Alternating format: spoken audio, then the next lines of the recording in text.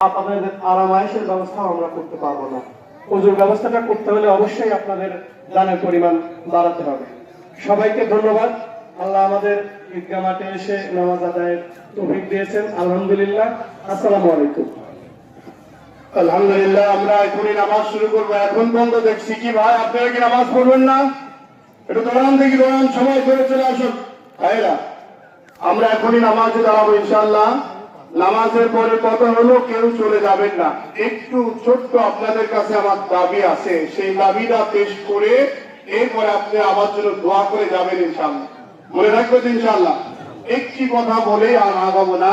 আজকে ফিলিস্তিনের দিকে তাকান, আপনারা সুন্দর সামিয়ানার নিচে বসতে পারছেন।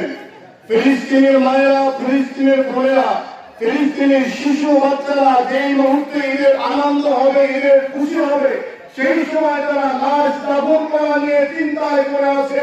কিসের খাওয়া, কিসের দাওয়া, কিসের ঘুম, সব কিছুকে হারাম করে যে ফিলিস্তিনে আমার মুসলমান মা বোনেরা এত নির্যাতন, এত কষ্ট করছে, আপনারা এত শান্তির মধ্যে থাকার পরে ওই আল্লাহকে আপনারা ভুলে যান কিভাবে? এই জন্য ভাইরা, আমি আপনাদের বীর অনুরোধ করবো, আসুন এই জামাত থেকে আমরা ঐক্যবদ্ধ হই। ফিলিস্তিনের যত পণ্য রয়েছে আমাদের মাঝে, সমস্ত পণ্যগুলোকে আমরা প্রত্যাহার করবো ইনশাআল্লাহ। তার মধ্যে আপনারা জানেন আমার ভাই ইসরায়েলের পণ্য যত আছে আমরা সব বয়কট করবো ইনশাআল্লাহ। বলেন ইনশাআল্লাহ। কেন?